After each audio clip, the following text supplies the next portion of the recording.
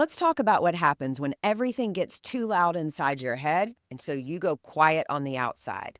When you shut down mid conversation, when you go still, when your eyes glaze over, you're looking past your spouse or down and away, you just disappear.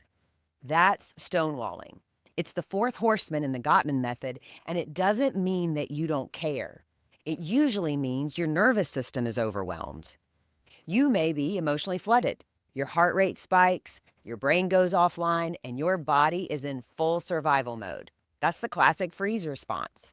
Other times, it's not panic, it's overload. You have too many details coming at you at once, and you feel confused or overwhelmed. You're taking in too much. Maybe your spouse is monologuing, bringing up 5 topics at once, or stacking resentment on top of frustration. It stops feeling like dialogue. It just feels like it's coming at you. It's too fast, too much, too intense. And so you go quiet. Not because you're trying to punish them, but because you've hit your limit. Here's the hard part. Even when it's unintentional, stonewalling still feels like disconnection to the other person. It feels like withdrawal, abandonment. And over time, that silence can hurt the relationship more than the argument itself. Gottman's research shows that stonewalling happens more often in men than women, and it tends to show up later in conflict after the other horsemen have already escalated the conversation. So you might not even realize you're doing it. You just stop making eye contact. You cross your arms, you go still. You might think you're holding it together, but inside, you're emotionally checked out. And if your spouse is saying, "You're not listening," say something. "Why do you always shut down?" They're probably feeling shut out and alone. Because the more you pull away to avoid a blow up, the more it feels like you've left the relationship, even if you're sitting in the same room. So what's the antidote? We teach physiological self-soothing. If you're flooded, meaning your heart rate's elevated, and you feel hijacked, you're going to need at least 22 minutes to reset.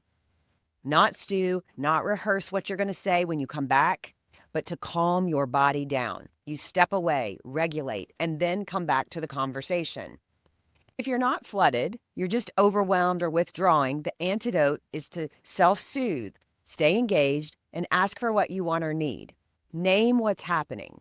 This might sound like, "I'm hitting my limit, but I want to stay in this with you. I'm overwhelmed. Can we slow this down?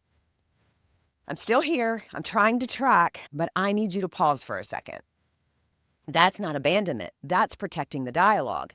In therapy, I help couples build this rhythm to recognize the signs of stonewalling before it hits a full shutdown and to develop signals and strategies that feel safe for both partners. Because when one of you goes silent and the other one feels shut out, both of you lose. And what started as a single conflict becomes a pattern of emotional absence. You can shift that. You don't have to shut down. You can learn to pause when it's needed.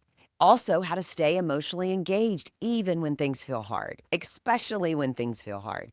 Because connection isn't built by pushing through, it's built by knowing when to pause and how to come back. It's not about going back. Again, it's about growing, moving forward, and I'm here to help you build something new. Thanks for watching these with me. I'll see you in the next video.